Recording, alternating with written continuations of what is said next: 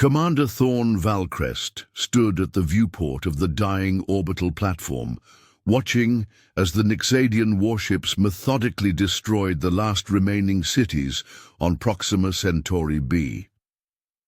The colony planet, once the pride of human expansion, now lay broken and burning. 6 billion colonists had been reduced to less than 10 million in just 3 weeks, and the slaughter continued, unabated. "Commander, we've lost contact with New Auckland," reported Lieutenant Riker Blackwood, his voice hollow with exhaustion. "That's the last major settlement. The Nixadians are sweeping the countryside for survivors." Thorne's fist clenched against the reinforced glass. 3 decades of peace with the galactic community had made humanity complacent. When the Nixadians emerged from the unexplored regions beyond the Orion Arm with their crystalline ships and energy weapons that could crack a planet's crust, the human colonies had fallen one by one. "The evacuation ships?" Thorne asked, though he already knew the answer. "The last transport made it through the jump point before the Nixadians closed it," Riker replied. "They're headed for Epsilon Eridani, which would fall just like Proxima." Thorne knew. The Nixadians were methodically exterminating humanity from the stars, and no one in the galactic Concord was lifting a finger to help. The aliens' stated reason was simple and terrifying: preventative measures against future aggression. They had somehow determined that humans would eventually threaten galactic peace, so they had decided to eliminate the species entirely. "Sir, incoming transmission from Earth," called Communications Officer Lyra Dawnfire, her silver eyes, a genetic modification common among those born in the Centauri system, wide with surprise. It's Admiral Orion." Thorne's head snapped up. Earth had gone silent 2 months ago when the Nixadians destroyed all the jump gates leading to the Sol system. The home world was presumed lost. The holographic display flickered to life, revealing the stern face of Fleet Admiral Kestrel Orion, the highest-ranking officer in the United Earth Defense Forces. Her dark skin was etched with lines that hadn't been there when Thorne had last seen her, and her eyes burned with a cold fire. "Commander Valcrest," she said, "I see you're still holding on." "Barely, Admiral," Thorne replied. "We thought Earth was—" "Not yet," she interrupted. "The Nixadians destroyed our jump gates, but not before we learned what they were planning. We've been busy." The hologram expanded to show what appeared to be massive shipyards hidden in the asteroid belt of Sol. Ships unlike any Thorne had ever seen were being completed. Sleek black vessels bristling with weapon systems that made the orbital platform's sensors squeal in protest. "What am I looking at, Admiral?" "Operation Prometheus," Kestrel replied. "When the Galactic Concord denied us advanced weapons technology, claiming we weren't mature enough as a species, we started our own research program. Black budget, deep black, the kind of black that makes space look bright." Thorne's mouth went dry. "How many ships?" 5,000 are combat ready. Another 10,000 will be online within the month." "That's impossible. Our entire fleet was only 800 ships." "These aren't conventional ships, Commander. We've completely rethought space warfare." Kestrel's expression was grim determination personified. "The Nixadians think they've trapped us in Sol by destroying the jump gates. They don't realize we've developed our own FTL technology, one that doesn't require gates. Hope, an emotion." Thorne had thought dead, stirred in his chest. "Hold your position for 48 hours, Commander," Kestrel ordered. "Then you'll witness humanity's response to extinction." As the transmission ended, Thorne turned back to the viewport. Below, Proxima burned. But for the first time in months, he allowed himself to believe that it might not be the end. "Prep all remaining fighters," he ordered, and get me a direct line to every surviving human on this planet. They need to know. Help is coming. The Nixadian command vessel Eternal Judgment hung in geosynchronous orbit above the ruins of New Geneva, its crystalline structure capturing and refracting the light of Proxima Centauri. High Commander Vixtal sat upon his command dais, six-fingered hands moving through holographic displays showing the systematic elimination of human settlements. The purification of this world is nearly complete, reported Sub-Commander Thelbax. Our ground forces have located 87% of the remaining human enclaves. Vixtal's scaled lips pulled back in what passed for satisfaction among his kind.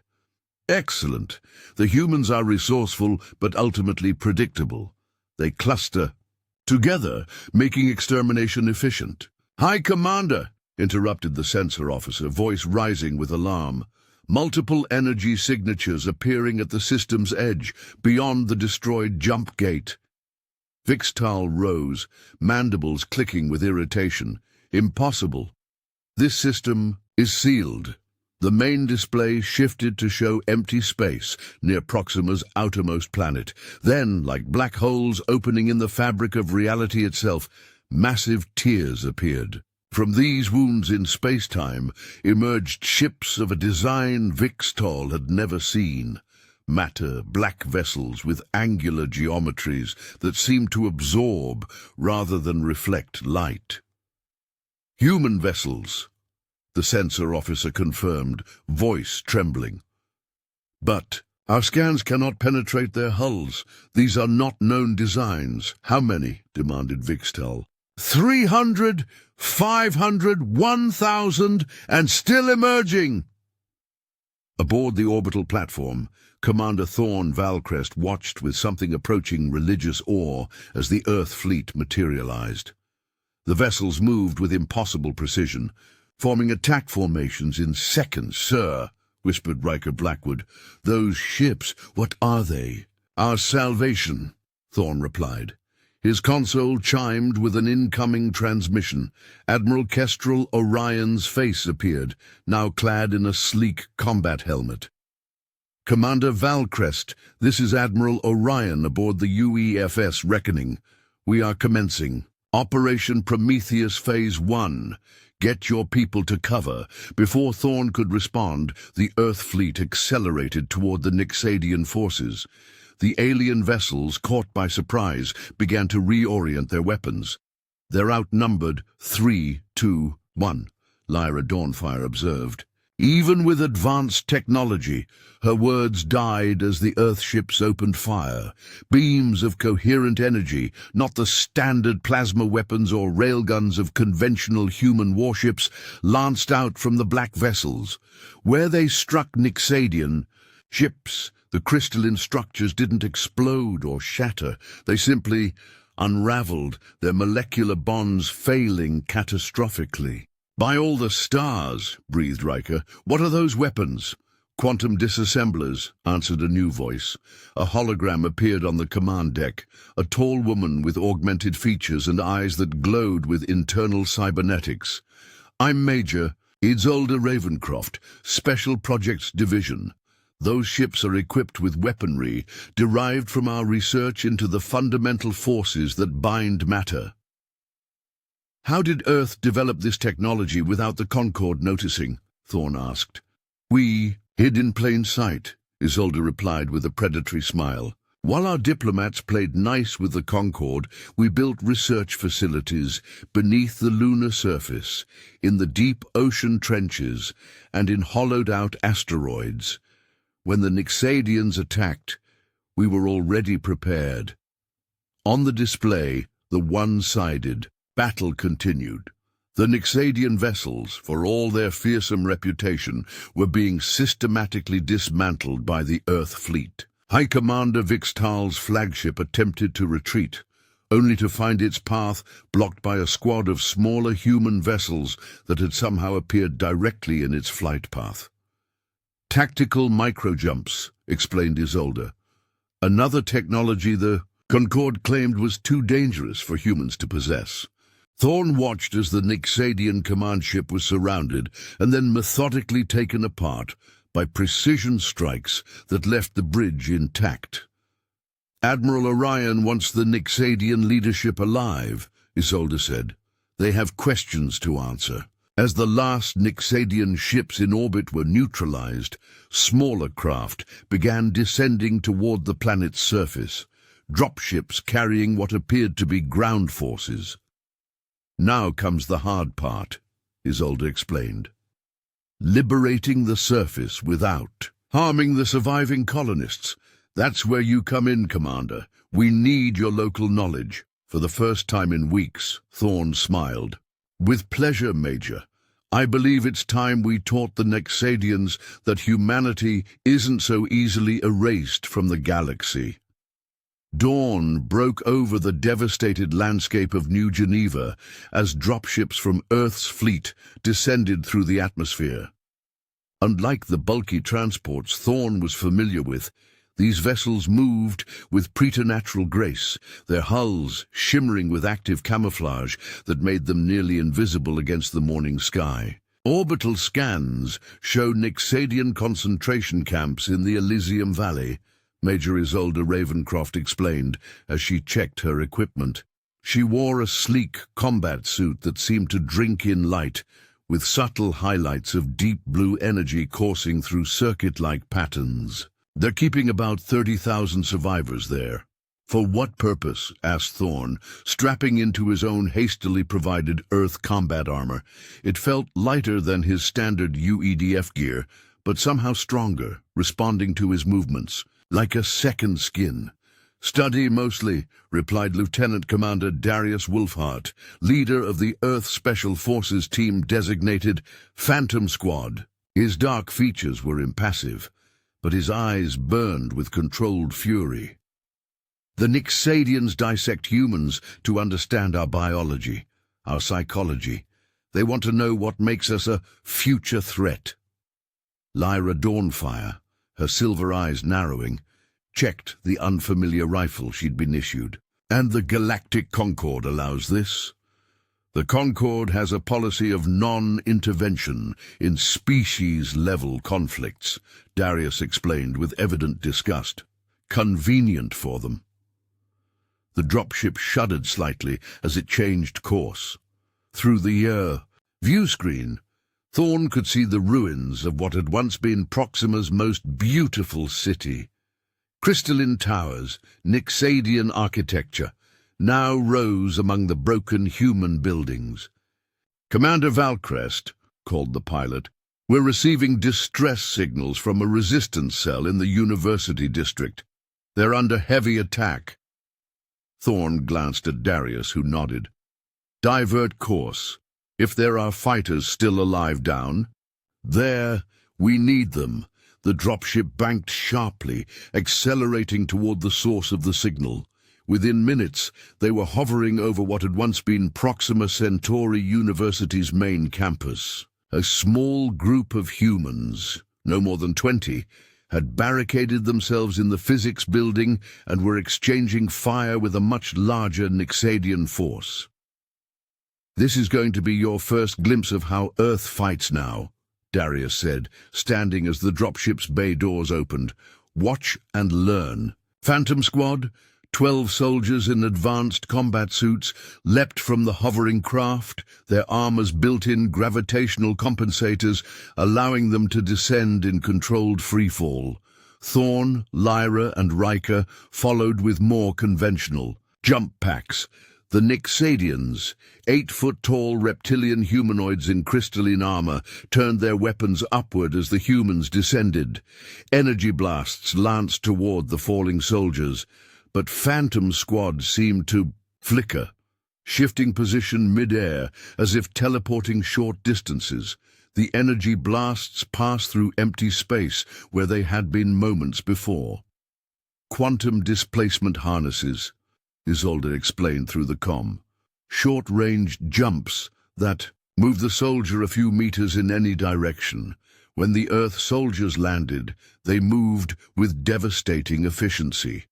Their weapons, sleek rifles that glowed with the same blue energy as their armor, fired not bullets or plasma, but concentrated. Beams that passed straight through Nexadian armor as if it weren't there. Phased particle weapons, continued Isolde. They temporarily shift the particles of the beam slightly out of normal space-time, allowing them to bypass physical barriers before rematerializing. Thorn watched in amazement as the squad of 12 systematically eliminated a Nexadian force 4 times their size in less than 30 seconds, without a single human casualty. The aliens didn't even have time to call for reinforcements. When they reached the barricaded building, they found a ragged group of colonists led by a scarred woman with fierce eyes and a makeshift exoskeleton supporting her damaged left side. "I'm Marshal Ember Ironright," she said, her voice hoarse. "Former Proxima Defense Force. We thought everyone had forgotten about us."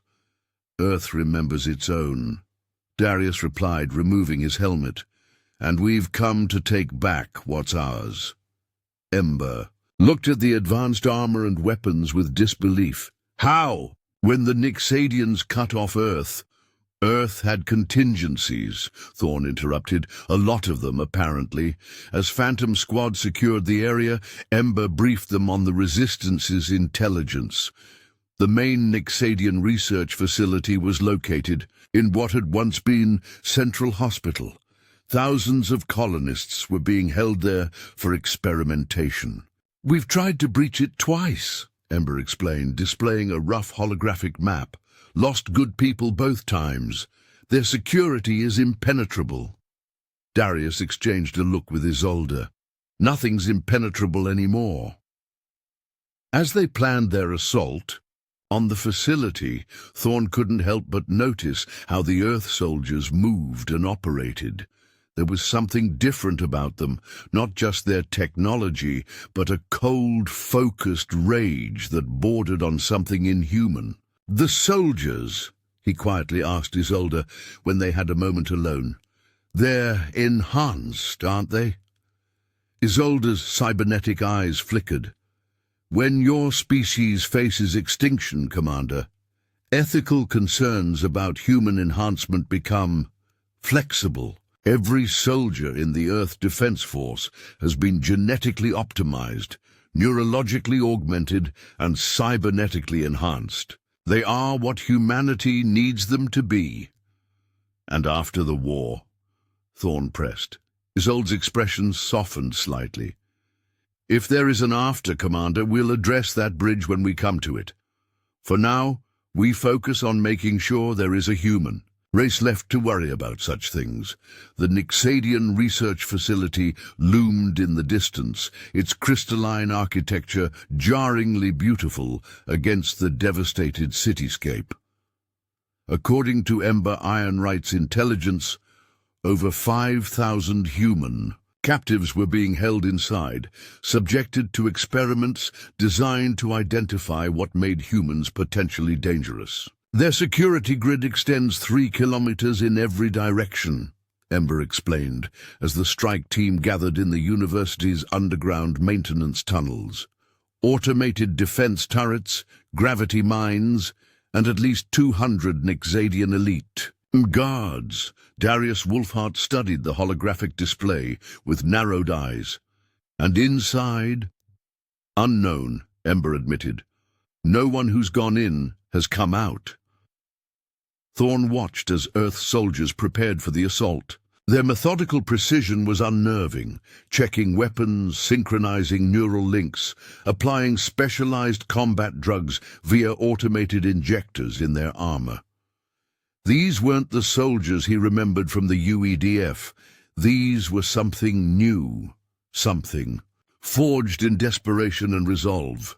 "We deploy in 5, announced Darius. "Phantom Squad will create the diversion at the main entrance. Strike Team Obsidian will infiltrate through the subterranean access points. Commander Valcrest, you and your team will guide Major Ravencroft to the central control systems." "How do you expect to breach the outer defenses?" Riker asked. In answer, Major Isolde Ravencroft held up what appeared to be a small silver sphere. Quantum field disruptor. It will create a temporary bubble where certain laws of physics take a vacation. Before further questions could be asked, the ground shook violently. Dust cascaded from the ceiling of their underground hideout. "What was that?" Lyra demanded, silver eyes widening. A communications officer from Phantom Squad looked up from his display. "Nixadian reinforcements have arrived in system. They've deployed orbital bombardment platforms." Darius's expression didn't change, but his voice took on a harder edge. "They're going to glass the planet, accelerate the timeline. We move now." The assault teams surged into action, filing out through different exit tunnels. Thorn and his officers followed Isolde toward the eastern exit, weapons ready. "If they're bombarding the planet, why target the facility?" Thorn asked as they ran. "Because this isn't just about saving those prisoners," Isolde replied. "We need to know why the Nixadians fear us so much that they'd attempt genocide." "The answer is in that facility." As they emerged above ground, the sky was filled with streaks of light. Nixadian bombardment meeting Earth fleet countermeasures. Massive explosions bloomed in the upper atmosphere as ships engaged in silent battle. The strike team moved through ruined streets with supernatural speed and coordination. When they encountered Nixadian patrols, the Earth soldiers eliminated them with such efficiency that Thorn could barely follow the action. Blurs of movement, flashes of blue energy, and aliens dropping lifelessly to the ground. 300 meters to the perimeter," announced Darius through the comm. As they approached the facility's security zone, Isolde activated the silver sphere. It rose from her palm and emitted a pulse of energy that rippled outward like a stone dropped in water. Where the wave passed, Nixadian technology simply stopped functioning. Defense turrets powering down, gravity mines deactivating, sensor arrays going dark. 30-second window, Isolde announced calmly. "Move!" The strike teams crossed the security zone at a dead sprint. From the main entrance came the sound of heavy weapons fire, Phantom Squad creating their diversion. Explosions rocked the crystalline structure as Earth soldiers unleashed their full arsenal against the Nixadian guards. Thorn's team reached an access hatch that Ember's intelligence had identified. Riker knelt and attached a device to the locking mechanism. Standard Nixadian biometric security should be able to spoof it with the door simply disintegrated as Isolde pointed a small device at it. "No time," she explained, stepping through the opening. Inside, the facility was clinically pristine, white crystalline corridors illuminated by soft blue light. The walls were lined with what appeared to be specimen containers, each holding a human suspended in transparent fluid. "Stars preserve us," whispered Lyra, her silver eyes reflecting the blue glow. "Find the central control room," Isolde ordered, her voice tight with controlled rage. "We need their research data and their communication logs." As they moved deeper into the facility, they encountered surprisingly little resistance. Most of the Nixadian forces had been drawn to Phantom Squad's frontal assault. The few guards they encountered were quickly neutralized by Isolde's advanced weaponry. When they reached the central chamber, however, they found something unexpected. A massive crystalline structure pulsed with energy in the center of the room, surrounded by Nixadian scientists, and connected to the structure by countless tubes and wires was a human, a woman, her body modified with Nixadian technology, her eyes vacant. "What is this?" Thorn demanded, raising his weapon. "This," said a Nixadian voice from behind them, "is why humanity must be exterminated." They turned to find a tall Nixadian in elaborate armor, clearly a high-ranking official, flanked by elite guards. "I am Chief Researcher Mokhtal," the alien continued, "and you have just proven our theory correct. Chief Researcher Mokhtal's elongated fingers gestured toward the woman connected to the crystalline structure.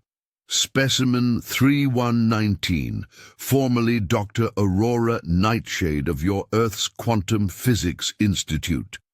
Her mind has proven most illuminating. Isolde's weapon hummed as she aimed it at the Nixadian scientist. Release her, now. You misunderstand, Mokhtal replied calmly. We are not torturing her. We are learning from her. Her consciousness has been expanded. She volunteered. Liar, Thorne spat. But doubt crept in as the woman's eyes suddenly focused, looking directly at them. Commander Valcrest, she said, her voice eerily layered as if multiple people were speaking at once. Major Ravencroft, they speak the truth. After a fashion, Isolde took a step forward. Dr. Nightshade, Aurora? What remains of her, the woman replied. I am integrated now. I see everything. The paths, the possibilities. Mokhtal's alien features formed what might have been a smile. You see, we are not monsters. We are preservationists. Your species represents an existential threat to all sentient life in this galaxy. Because we developed our own technology? Riker demanded. Because we refuse to stay weak? No, Aurora answered before Mokhtal could speak. Because of what we will become. With a gesture from Mokhtal, the chamber's walls became projection surfaces, displaying streams of data and simulations. Your Dr. Nightshade's work on quantum consciousness translation was centuries ahead of any species in the galactic concord. She theorized that human consciousness could be transferred into quantum substrates, effectively making your kind immortal and infinitely expandable. The projections showed human minds spreading across vast digital networks, then into artificial bodies, then into systems spanning entire planets. In every simulation, Mokhtal continued, once humans achieve this technology, which your Earth, scientists were within decades of perfecting, you expand exponentially. Within 3 centuries, you consume all available resources in this galaxy to sustain your growing consciousness network. That's absurd, Lyra protested. We would never, not intentionally, Aurora interrupted. But inevitability doesn't require intent. Our nature drives us to survive, to expand, to know. Without biological limitations, those drives become cosmic in scale. Thorne stared at the simulations, watching as digital human consciousness spread like a virus across star systems. That's why you attacked us? Based on a theoretical model? Based on certainty, Mokhtal corrected. We have run the simulation 10 million times, with different variables. The outcome is always the same. Humanity consumes everything. Isolde's cybernetic eyes narrowed. Then why keep any humans alive? Why experiment on us? Because there is a small statistical possibility, roughly 1 in 10 billion, that we could find a way to modify human consciousness to remove the expansion imperative while preserving your species, Mokhtal explained. A humane solution. A bitter laugh escaped Thorne's lips. Humane? You've killed billions of us to save trillions of other sentient beings across multiple galaxies, Mokhtal countered. The mathematics is irrefutable. The facility shuddered as another orbital bombardment struck nearby. Dust drifted from the ceiling. It appears your Earth forces are losing the orbital battle, Mokhtal observed. Soon this facility and all evidence of our research will be destroyed. A pity. We had hoped to save at least some genetic samples of your remarkable species. Aurora's eyes suddenly widened, the machinery around her pulsing with increased energy. They're here, she whispered. Who is here? demanded Moktal, turning toward her. "The rest of the fleet," Aurora replied, a strange smile spreading across her face. "Earth's true fleet." As if on cue, their comm units crackled to life with Admiral Kestrel Orion's voice. "All ground forces brace for gravitational disturbance. Phase 2 deployment in progress." The entire facility seemed to vibrate, crystal surfaces humming with sympathetic resonance. Through the facility's high windows, the sky appeared to tear open, not the small controlled rifts that had brought the initial Earth forces, but massive wounds in reality itself. From these cosmic gashes emerged ships that dwarfed even the largest Nixadian vessels.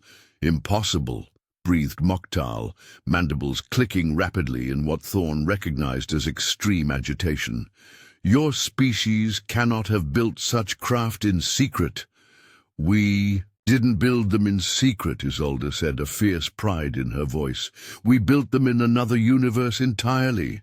Aurora's voice joined in, her consciousness apparently accessing data streams from the battle above. "Parallel development strategy. Earth established quantum bridges to alternate timelines where Nixadian detection was impossible. Construction facilities exist in dimensional pockets where years pass in days relative to our universe. The largest of the emerging vessels, a behemoth that seemed to stretch for kilometers, oriented itself above the planet. Rather than weapons, it deployed what appeared to be massive energy projectors that bathed the world in golden light. Quantum stabilization. "Field," Aurora explained, her voice taking on an almost reverent quality. "It will prevent the Nixadian bombardment from further damaging the planet's crust." Moktal staggered back, his composure finally breaking. This technology, it confirms our worst fears. You see, this is exactly the threat we predicted." "No," Thorn responded, understanding dawning. "This is the threat you created. Earth would never have developed these technologies if you hadn't pushed us to the brink of extinction." For the first time, the Nixadian scientist appeared uncertain. A paradox. "Self-fulfilling prophecy," Isolde corrected.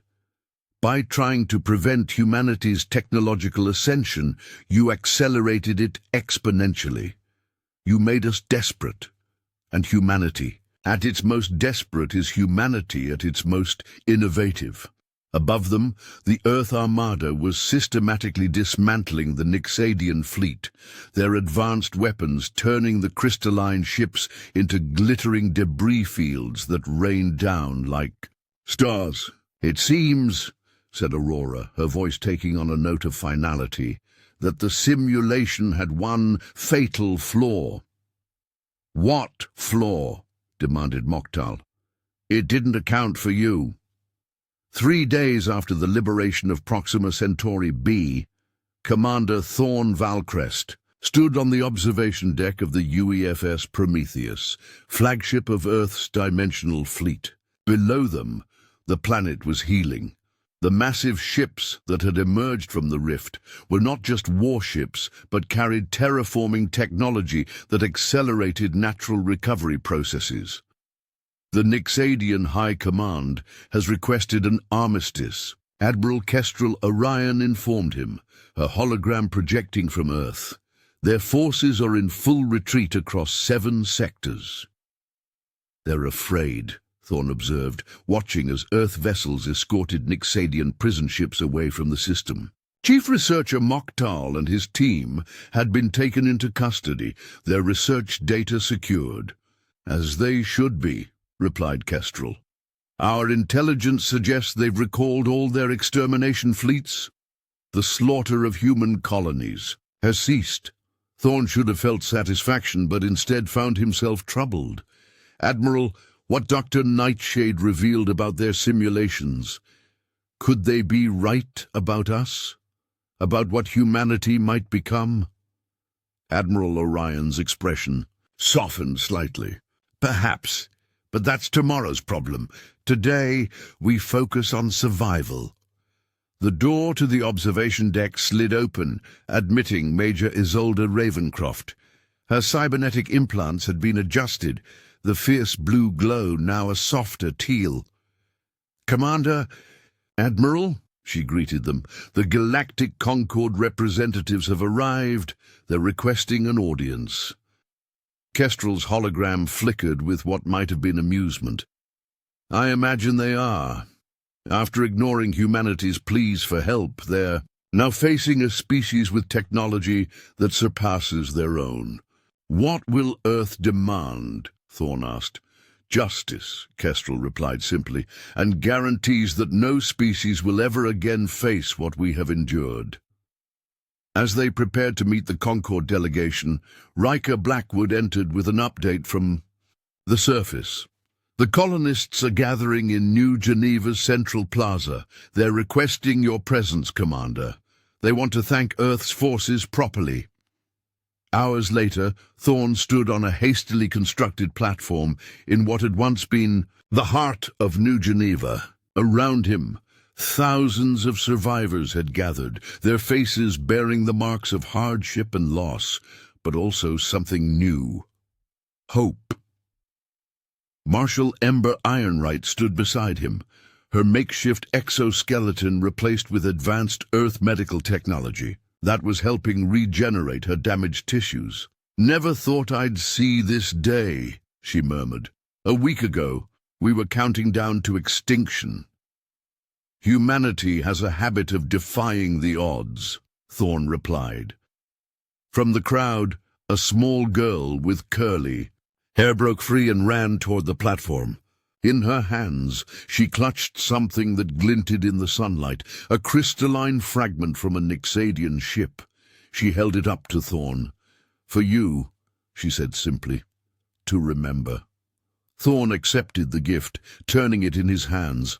The crystal caught the light of Proxima Centauri, fracturing it into countless rainbows. "What's your name?" he asked. "Phoenix," she replied. "My parents named me before."